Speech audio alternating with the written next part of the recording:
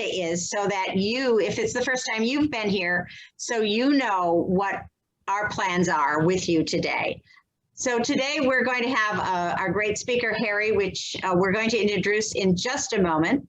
But more than that, we are going to, after he speaks, you're going to be able to ask him questions about the things he's spoken about Harry and some of the value that he brings to the world. And then we are going to actually go into breakout rooms and be able to continue that conversation, to talk about how you bring value to the world and what you are doing to be special in the world.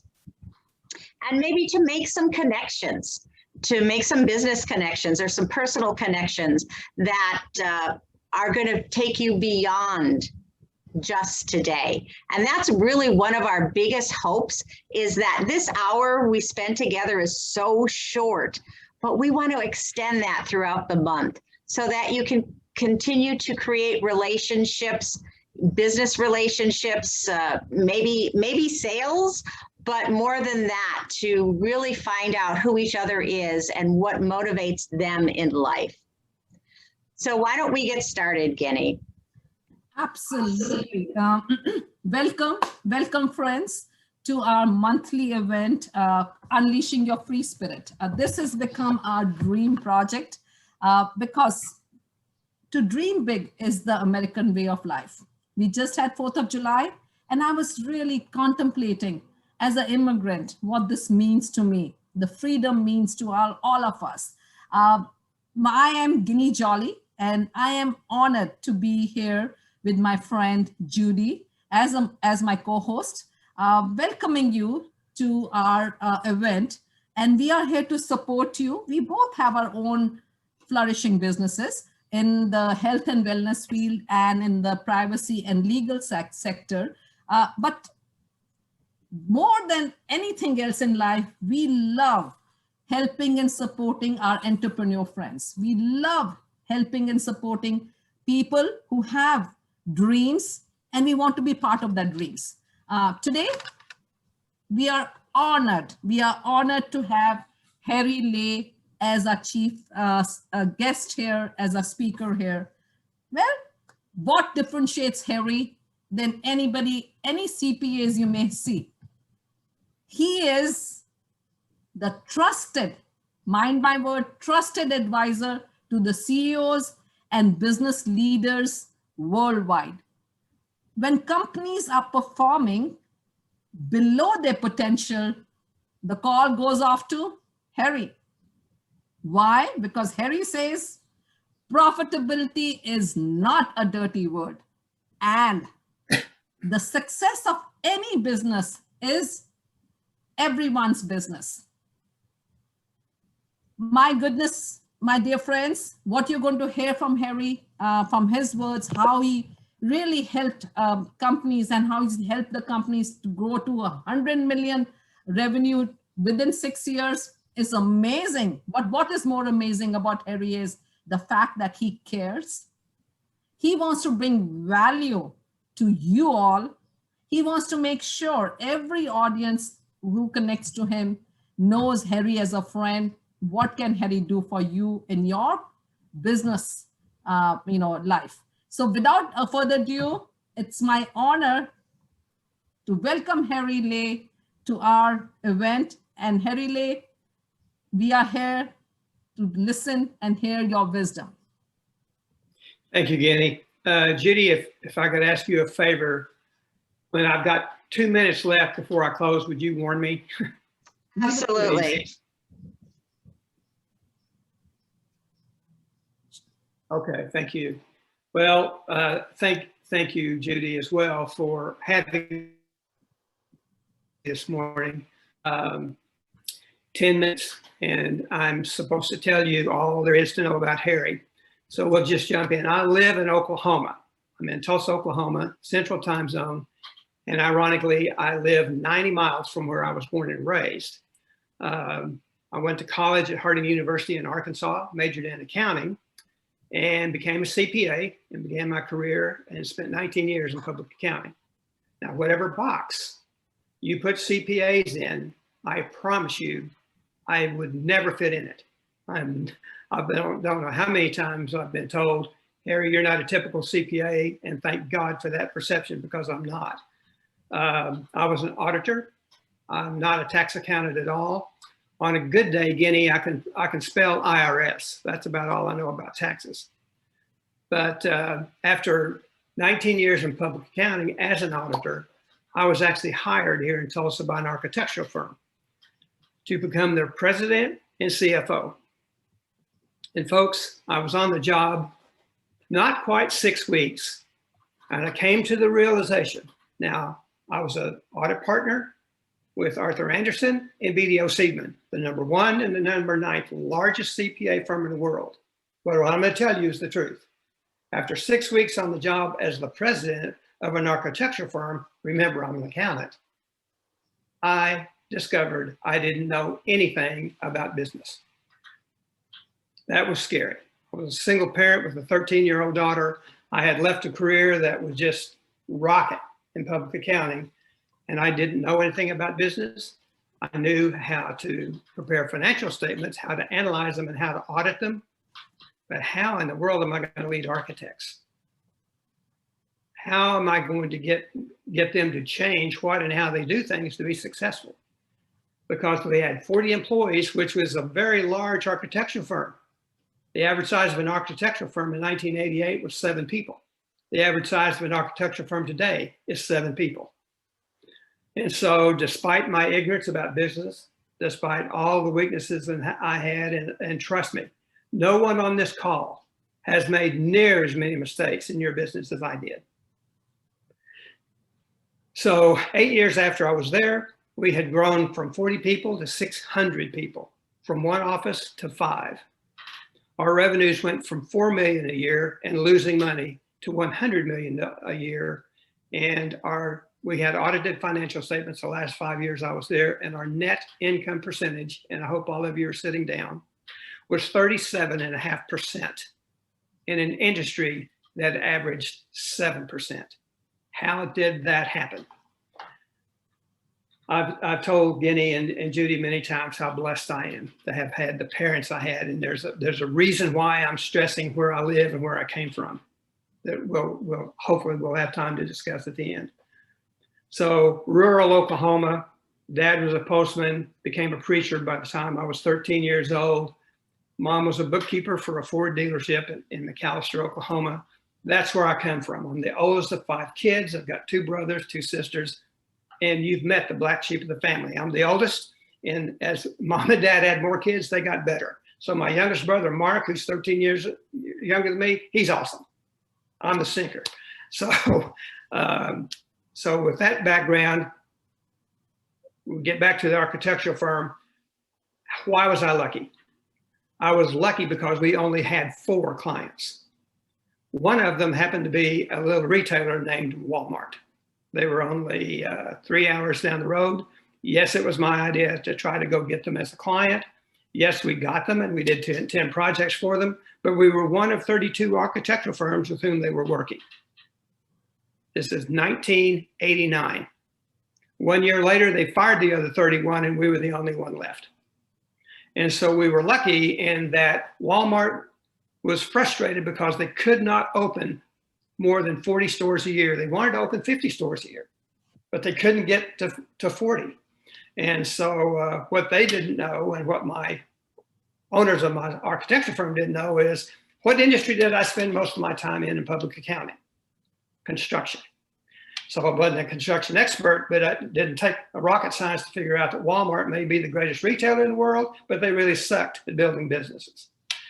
So in the next 6 years, we came in with processes, and we enabled Walmart to open 300 stores a year. That generated billions of dollars of revenue for them. So what are they willing to pay for that? There's a lesson here for those of you in the service business. If you're in a service business, it's important that your client understands how big of a problem they have that they expect you to be the solution for. You want them to know that, because the bigger the problem, the more I can charge. Make sense? So, but in this process of growth, we made all kinds of mistakes. I hired 3 consulting firms. I won't name them, but if I did, you know them. We paid them a total of $250,000, not each, but in total over a 3-year period of time. And I got absolutely zero value in return. All 3 of these consultants tried to sell us something we didn't know. And I was devastated by how much money we spent. I'm still upset about it here at 30 years later. So let's transition away from that. Our other 3 clients were Home Depot, Marriott Hotels, and the LDS Church. So we were lucky because we did big box retail, and we only had to deal with 4 clients instead of dozens. So I got a little frustrated, and so what did I do? I didn't trust consultants. I became a consultant. So I formed Lay Professional Services Inc. in 2003, but before then, I became certified as a certified profit enhancement consultant. Only 40 of us, only 60 were ever so certified. 40 were in the US and the rest were in UK. That gave me a unique value proposition. I also became a certified FOMB consultant, family owned and managed business. And there's only a handful of us. So it gave me something unique that I could build on in the future. Now we roll up to 2004. Well, in 2004, that was a pivot year for me. Probably the worst year of my life. My 13-year-old daughter had grown up to be 26, and in March of that year, she was killed in a car wreck. Devastating. That was in March. In May, we found a spot on my kidney during a physical. It turned out to be a malignant pre-stage 1 tumor on my kidney that had to be operated on. So from March through June, things were kind of rough. And then I got a phone call from a guy that some of you may have heard of, B.J. Dorman of CEO Space, to offer his condolences to me over the loss of my daughter. And in that conversation, I didn't know him from Adam. I learned that I had a client from Tulsa who had gone to a CEO Space event and told Bernie about me and said, you need to get this guy on your faculty. And then they came and told me I needed to join this organization, which I had no interest in, but I did. I went in July to CEO Space. I got on the faculty in September, and the rest is history. Because suddenly I'm going to 5 forums a year. I'm speaking to 400 to 600 entrepreneurs that needed help. And 2 minutes left, Harry. 2 minutes left, and I've got, thank you for that. So at CEO Space, I met a lot of incredible people. Dr. Jeff McGee, Paul Lindbergh, Lawrence Solomon, Cheryl Snap Connor, Bob Rourke, all these people, and we started working together. And by working together, we call it cooperation versus competition. And so all of these people were consultants. But when you take like Lawrence Solomon's competencies, capabilities, knowledge, and experience, and you add them to Harry's competencies, capabilities, knowledge, and experience, suddenly the sum of Harry and Lauren, 1 + 1 equals 20. And so that was very, very, very, very helpful to me to know that. So I have provided 20 different kinds of services over the last 30 years to my clients. They always hire me again and again. Why? So I want to know, what is it about me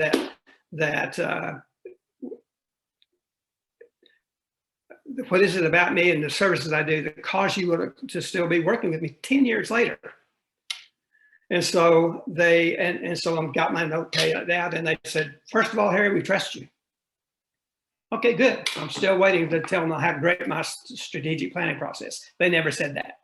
I'm wanting them to tell me how much money did I help them make, because we've increased the profitability. Didn't say that. I wanted them to tell me how well I helped them get the value of their company up $4 million before they sold it. They didn't say that. We trust you, Harry, and we like working with you. So trusted advisors, what they call me, and the irony is behind me here are a number of books. 2 I'm going to recommend to you: True Professionalism and The Trusted Advisor, especially if in the service business. True Professionalism needs to be your Bible, written by a guy named David Maister, M-A-I-S-T-E-R. Lots to say about that. So the other thing that I've learned, and so what I try to do is under promise and over deliver. If someone pays me $20,000, I owe them in my mental calculator. Remember, I am a recovering CPA here. So if they're paying me $20,000, I owe them $60,000 in value. I don't tell them that, but that's what so they define my value. So somehow I've got to give them at least $60,000 of value, or I feel like I've cheated them. 5X is even better. And so it's very important as a consultant or as a service provider that we get the client to quantify that. The other thing I wanted to communicate is that business is relatively simple. It did not say easy. It is relatively simple. There's only two kinds of tasks that all of us should be working on in our business. The first one's easy. Tasks that are going to generate me revenue or profit. So if I'm selling something, if I'm manufacturing something to sell, if I'm providing a service and I'm getting paid for it, that's time well spent. The second one is tricky. That's where we all get in trouble, and I'm chief of sinners here. Tasks that are moving me towards my vision. In vision, I have a context for that word that none of you have yet, unless you've worked with me before. I arbitrarily say a vision is an internal document, and it is a word picture of what you want your business to become to give you what you want. Now, those words flow off my tongue so easily, but it takes me probably 2 weeks and then a full day to get an entrepreneur to communicate to me effectively what they want that company to look like. But when it's framed and quantified, so vision, hang on to that. They're supported by long-term objectives. There's only 4. I've done over 300 strategic planning engagements, and all 300 of them have the same 4 long-term objectives. Very quickly, people and culture is 1. Operations is 2. Systems for in-house and out-house. Marketing is 3, and 4th is financial. Every single, and what's amazing, I did over 150 of these before I came to the realization, because I'm starting with a blank piece of paper here. But every description that an owner uses to describe their business is going to be lumped in one of those 4 areas. Now, where I get in trouble and where you all get in trouble is I go to a seminar and I hear this great speaker. I listened to a podcast with Jeff McGee yesterday about how we get organizations to change. It's brilliant. And so I'm writing all these notes down, and then I get home and I want to implement them in my business. They don't fit me. So how many hours have I lost? How many days and weeks have I lost hearing something smart? I read a book and then I want to implement it. It's not going to get me where I want to go. So so that vision is very important. If it's supported by long-term objectives, there's only 4: people, culture, operations, marketing, and financial. Then a short-term goal in my process has to be linked to a long-term objective. What does that mean? That means that every day I should either be generating income or working on a short-term goal, which, because it's linked to a long-term objective, which does what? Frames and quantifies the vision. I'm working on something that's non-financial because it's helping me upgrade my people. It's helping me upgrade my culture so I can attract, hire, and retain the people I need who are going to help me get to the vision. And so who do I need? Who do you need next in your business? Well, your business is here. You want it to grow to this, so there's a gap. What competencies, capabilities, knowledge, and experience do you need in your organization to go from here to here? Let's say there's 10 of them. You have 6. 1, 2, 3, 4, 5, 6. Which 4 do you not have? That's who you want on your team. Simple. My goodness, Harry. So hopefully this will stimulate some questions, and we'll go from there. Absolutely. Thank you so much. And you have so much to share that I know you can talk for more, but we want to open it up for questions. And so does anybody have any questions for Harry for the next couple minutes before we go to the next section? There's Mark. Go ahead, Mark. Unmute yourself, Mark. Thank you. Okay. I'm just curious, if you're a small single person business, how do you, and you really can't afford to hire anybody to do some of the objectives and things you need, how do you make do? Because you don't want to pay somebody starvation wages.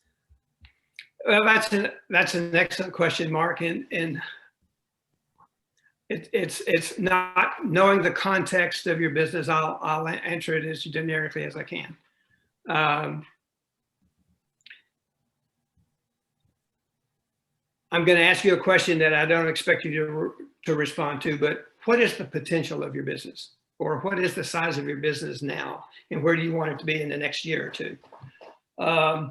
And so if there's a competency and capability you need that's going to get you there, if you don't have it, how are you going to get there?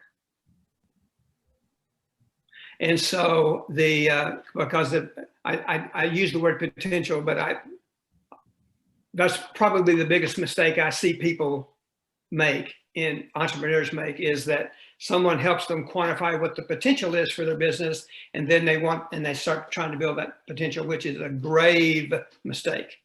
So what does Mark's business need to look like in the next 6 months to 3 years to give Mark what he wants? Only you can frame and quantify that.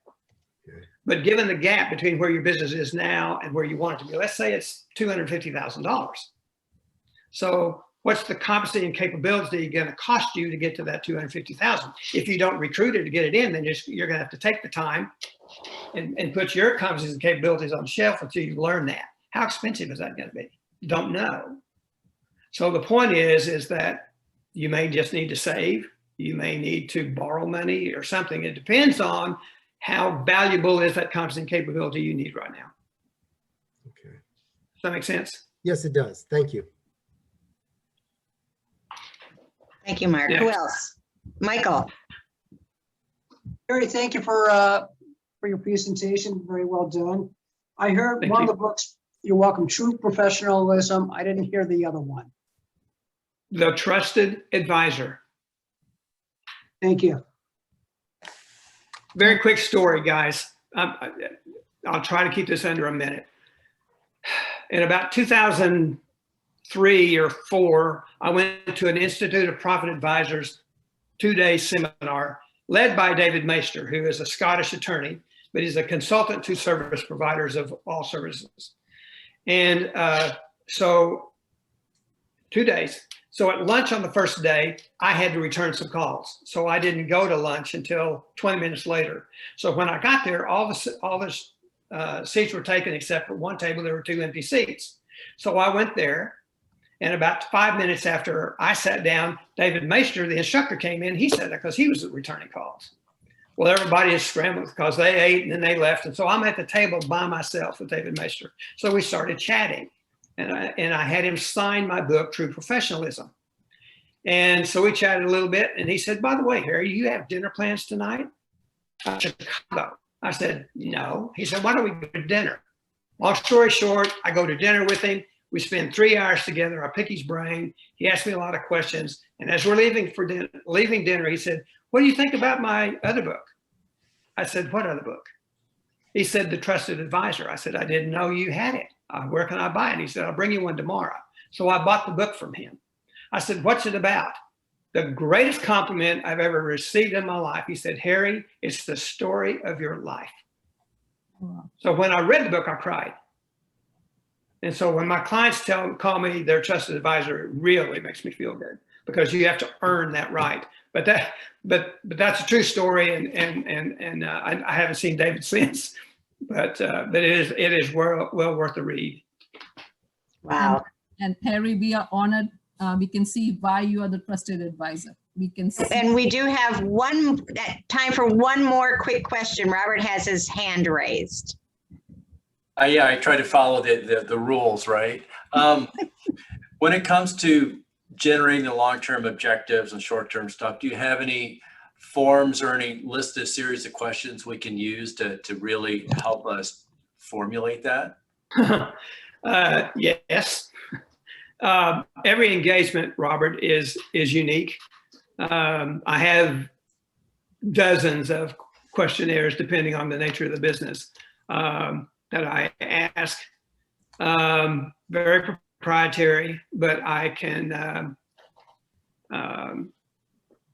if you get my contact, can they get my contact information, Judy? Absolutely. Absolutely. If you put it in. send me an email, Robert, I'll send you some samples because for me to ask you or Ginny or anybody else, what do you want your business to look like in the next 3 to 5 years? Yeah. Get you what you want. Nobody, and I'm the same way. We don't have a clue. So it starts with a questionnaire. In terms of long-term objectives, they're generated, and I'm just telling you, no kidding, in all 300 cases, every single problem, issue, metric you want to hit is going to fall in one of those 4 categories. So as a leader, then I know I need people, I need systems, I need payrolls, cash receipts and disbursements in-house. I need a process by which I'm going to do seminars and so forth. We need a manufacturing process to build cars. We need a construction progress. So, and then there's marketing. And so as a leader, it helps me so that helps me know what it is I need to measure, monitor, and report on every month. How am I doing with my people and culture? How am I doing with my processes? How am I doing with my marketing? And because, especially if you're a solopreneur, but that helps us focus on what is needed next. And that's part of what I call a strategic planning process. Yes. Strategic planning is often described as an event. And yes, there are some events in the strategic planning process, but it is a process by which you move your company from where it is today to where you want it to be. And you will frame and quantify that by yourself. I can't do it for you. No consultant can, although I've met dozens who claim they do.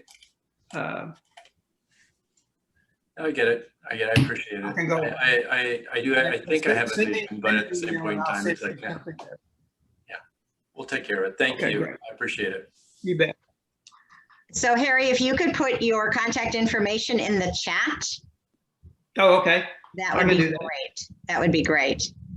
And for everyone else on the call, first of all, thank you, Harry, for just getting a glimpse of how you help people, and for you, I know your time is extremely valuable, and for you to give the time you have to this project, we really appreciate that. Thank you so much from the bottom of our hearts. Absolutely. We know why people call him the trusted advisor. That is the title which he's earned. It is not something you can get it.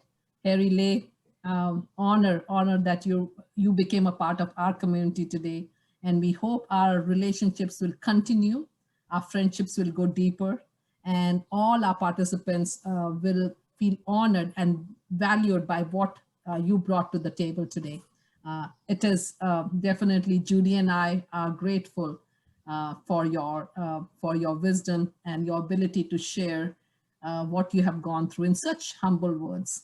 I mean, starting a company from 4 million to 100 million within 6 years, I can just say it without saying it, but imagine how many people can do that, Harry, because you trusted your inner strengths and inner values, and you knew what to bring it to the table.